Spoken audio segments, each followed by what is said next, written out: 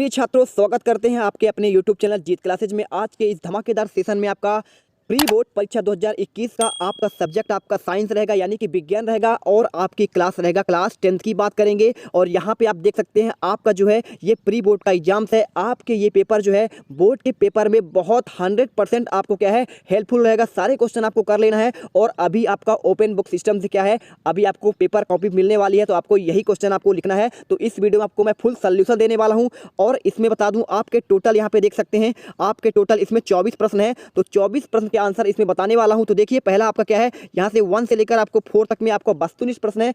आपको इसमें 1 अंक दिए जाएंगे। और यहां पे सभी प्रश्न के सामने क्या है, यहाँ पे अंक आवंटित किए गए हैं। तो आपको पढ़ लेना है। इसमें शब्द सीमा दिया गया है कि आपको 5 से 13 तक के प्रश्नों के आपको 30 शब्दों में लिखना है, और 14 से 18 तक के प्रश्न को आपको लिखना है 75 शब्दों में। और इसके अलावा आपके 18 से लेकर 24 तक के प्रश्नों को आपको क्या लिखना है, 100 शब्दों में आपको आंसर लिखना है। तो आपको एकदम लिमिट में लिखना है, जितने शब्दों में कहा जाए। और मैं गारंटी के साथ आपको बताता हूँ, यदि आप इस वीडियो को पूरा अंत तक देखते हैं और अच्छे से करते हैं, समझ लेते हैं, तो आपके 100 में से 100 बोर्ड एग्जाम में आएंगे। और आपको मैं ये भी बताऊंगा कि आपको 100 में 100 कैसे लाने हैं, कौन से वो 3 पॉइंट्स है जो आप अच्छे से ध्यान रखकर आप 100 में से 100 मार्क प्राप्त कर सकते हैं। क्योंकि ऑलरेडी मैं जो है क्लास 10th एमपी बोर्ड का टॉपर्स रह चुका हूं, तो मुझे मालूम है आपको कैसे करना है, कैसे लिखना है। तो सारा इस वीडियो में बताने वाला हूं। तो चलिए वीडियो को स्टार्ट करते हैं। यदि आप मेरे चैनल में पहली बार विजिट कर रहे हैं, तो आगे आप सभी सब्जेक्ट का क्या है आप सोल्यूशन पाना चाहते हो, तो मेरे वीडियो को दिल से लाइक करो यार, और चैनल को सब्सक्राइब कर दो। ठीक है, जय महाकाल, सत श्री अकाल, वंदे मातरम। चलिए स्टार्ट करते हैं इस वीडियो को।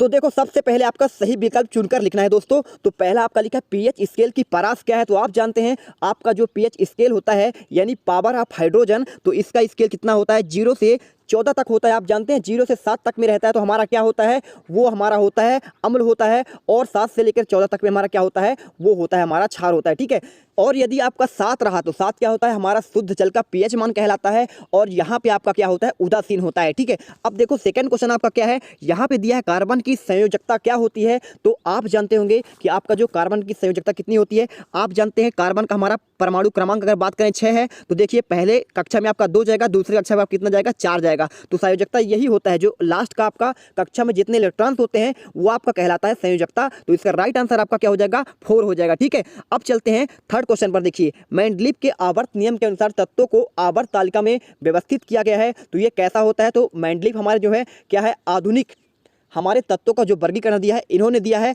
और जो है मोसले जो है इन्होंने भी दिया है। ठीक है, तो यहाँ पे बात करें मेंडलीव ने 1869 में सबसे पहले क्या है आपका तत्वों का वर्गीकरण दिया था। ठीक है, इसके अलावा उससे पहले भी आया था, न्यूलैंड का अष्टक नियम आया था। तो आप सब पढ़े होंगे क्लास 10th में।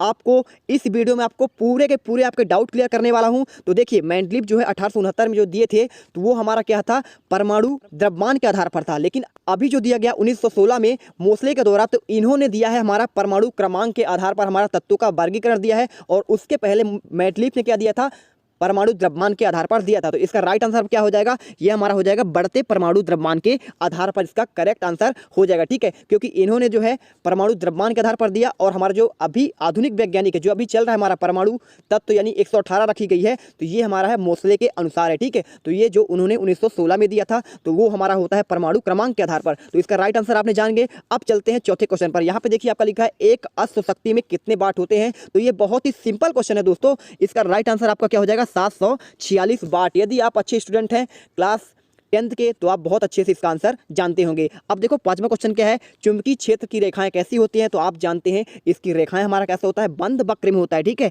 चुंबकीय रेखाएं हमारा कैसे होता है, ऐसे घूम के होता है, ऐसे। ठीक, ये बाहर से अंदर की आती हुई रेखाएं होती हैं और बंद वक्र बनाती हैं। ठीक, ये हमारा क्या होता है, ये इसकी दिशाएं होती है ना। तो अब चलिए चलते हैं, हमारा नेक्स्ट प्रश्न क्रमांक 2 में आपको रिक्त स्थान पूछा गया है। तो यहाँ पे देखो आपका पहला क्या है, सिरके में कौन सा अम्ल उपस्थित होता है। तो आप अच्छे से जानते होंगे आपका उसमें एसिटिक अम्ल उपस्थित होता है। ठीक है, एसिटिक अम्ल का सूत्र क्या होता है, CH3COOH। दोस्तों आपको ऐसा कोई नहीं बताने वाला है पूरे यूट्यूब में, क्योंकि आपको मैं बता दूं कि मुझे जो है इन सब चीज़ों को बहुत अच्छे से नॉलेज है। आपको मेरे चैनल को सब्सक्राइब कर लेना है और बेल आइकन को प्रेस कर देना है, क्योंकि मैं सभी क्लास के क्लास 9, 10th, 11, 12 सभी के आपके जो है सारे के सारे क्लास आपको प्रोवाइड कराता हूं और आपका पूरा डाउट क्लियर करता हूं। तो आपको बिना सब्सक्राइब किए यहां से कहीं हिलना भी नहीं है, डुलना नहीं है। ठीक है, सेकंड क्वेश्चन आपका देखो क्या है, गोली दर्पण की फोकस दूरी उसकी वक्रता त्रिज्या कितनी होती है। तो आधी होती है। ठीक है, आपको ये याद करके रखना है। तो आपने एक सूत्र पढ़ा होगा, F =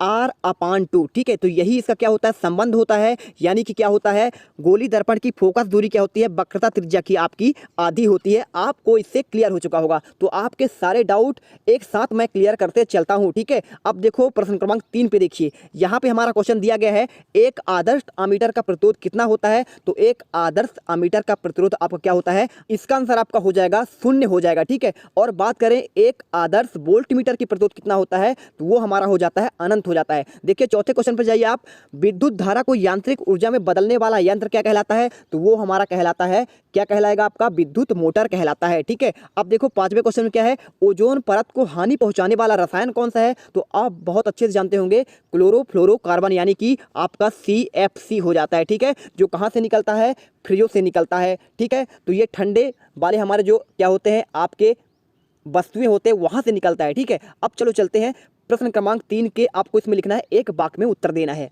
तो पहला देख लो यहाँ पे क्या लिखा है, रासायनिक अभिक्रिया में भाग लेने वाले पदार्थ क्या कहलाते हैं, तो आपको मालूम होगा कि रासायनिक अभिक्रिया में जो भाग लेते हैं उन्हें कहते हैं अभिकारक। सेकंड देखिए, चींटी के डंक में कौन सा अम्ल पाया जाता है, यानी कि आपका एसिड पूछा गया है। तो आप जानते हैं एसिड आपका होता है फार्मिक एसिड होता है। इसे हम मेथेनोइक अम्ल भी एसिड कह सकते हैं, क्योंकि इसका क्या होता है, ये IUPAC नाम होता है। ठीक, तो दोनों कह सकते हैं, फार्मिक अम्ल या फिर मेथेनोइक अम्ल। अब देखो इसका सूत्र क्या होता है, तो आपका होता है CHCOOH, ये आपका फार्मिक अम्ल का सूत्र होता है। ठीक है, अब देखिए थर्ड क्या है आपका, अनुवांशिकता का जनक किन्हें कहा जाता है, तो आप अच्छे से जानते होंगे, आपका जो है ग्रेगोर जॉन मेंडल क्या कहा जाता है, अनुवांशिकता का जनक कहा जाता है, ग्रेगोर जॉन मेंडल। ठीक है, नेक्स्ट देखिए, समतल दर्पण की फोकस दूरी कितनी होती है, तो इसकी समतल दर्पण की फोकस दूरी आपकी अनंत होती है। क्या होती है, अनंत होती है। ठीक है, अब देखो पांचवा, पौधे अपना भोजन किस प्रक्रिया द्वारा बनाते हैं, तो इसका राइट आंसर आपका हो जाएगा प्रकाश संश्लेषण।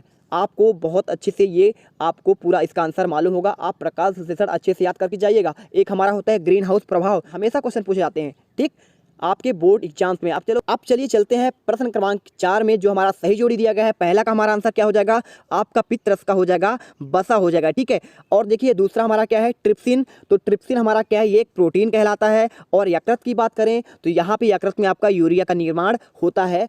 चौथा देखिए, स्वपोषी भोजन, ये कौन करते हैं, आपके पौधे स्वयं आपका भोजन बनाते हैं प्रकाश संश्लेषण के द्वारा। और हमारा पांचवा है, परपोषी भोजन कौन करते हैं, जो दूसरों पर आश्रित होते हैं वो कहलाते हैं परपोषी भोजन करते हैं। यानी कि हिरण तो क्या खाती है, ये तो पेड़ पौधे की पत्तियां खाती है, तो ये हमारा क्या हो जाएगा आपका परपोषी भोजन। पांचवा क्वेश्चन देखिए आप क्या है, आपका धावन सोडा के 2 उपयोग लिखना है, और अथवा में दिया है बेकिंग सोडा के 2 उपयोग लिखना है। आपको सिंपल सा अपना परीक्षा बोर्ड या परीक्षा अध्ययन के द्वारा खोलना है उसे, या फिर आपका प्रश्न बैंक होगा, वहां इनके सारे आंसर दिए गए हैं, आप इसका लिख लीजिए। अथवा क्वेश्चन 2 में से कोई भी आपको एक करना है। इसके बाद आपका देखिए प्रश्न क्रमांक 6 में सहसंयोजी आबंध किसे कहते हैं, और अथवा का आपका क्वेश्चन दिया है समजातीय श्रेणी किसे कहते हैं, उदाहरण सहित आपको लिखना है। 7वां क्वेश्चन है, कार्बन के 2 गुणधर्म कौन से हैं जिनके कारण हमारे चारों ओर कार्बन यौगिकों की विशाल संख्या दिखाई देती है, और अथवा क्वेश्चन आपका ये है। तो आपको इनमें से सारे आंसर लिख लेने हैं। यदि आपको इन सभी का आंसर मैं जो है अभी कुछ ही घंटों में प्रोवाइड कराने वाला हूं, वो भी आपको बहुत ही सुंदर हैंड राइटिंग के द्वारा, यानी आप उसे देखेंगे तो आपको ये मालूम होगा कि आपको बोर्ड एग्जाम्स में कैसे पेपर आपको लिखने चाहिए, जिससे आपको 100 में से 100 प्राप्त हो सके। तो ये सारा क्वेश्चन आप क्या करिए, स्क्रीनशॉट कर लीजिए और लिखने का प्रयास कीजिए। इसका आंसर मैं अगले वीडियो पर देता हूं। तो यदि आप सभी का सोल्यूशन चाहते हैं, पाना चाहते हैं, तो क्या करिए, आप मेरे एक व्हाट्सएप नंबर से जुड़ जाइए। यहाँ पे आपका है 7489,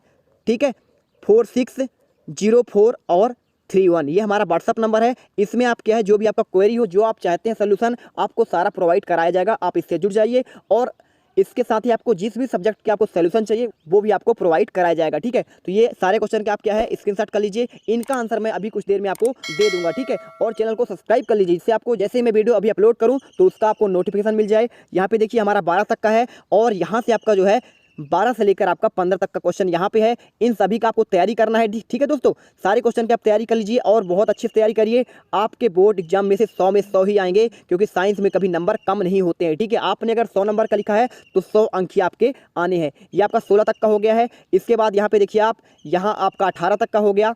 ठीक, तो यहाँ कर लीजिए, स्क्रीनशॉट कर लीजिए। तो यहाँ से आपका 17 से लेकर 21 तक का क्वेश्चन है, तो इसको स्क्रीनशॉट कर लें और आंसर लिखने का और याद करने का प्रयास करें, क्योंकि ये आपके बोर्ड परीक्षा के लिए बहुत ही ज़्यादा इंपॉर्टेंट है। अब देखो आगे हमारा है, यहाँ से हमारा देखिए 24 तक का, ये हमारे 24 क्वेश्चन है। आपको इनको जो है 100 शब्दों में आंसर सबका लिखना है। तो आपको जो भी प्रॉब्लम हो आप मेरे व्हाट्सअप नंबर पर कमेंट करिए, आपका पूरा सोल्यूशन दिया जाएगा। आई होप ये सेशन आपको बहुत पसंद आया होगा। यदि आपको पसंद आया है तो वीडियो को लाइक करो और चैनल को सब्सक्राइब करो। मिलते हैं अगले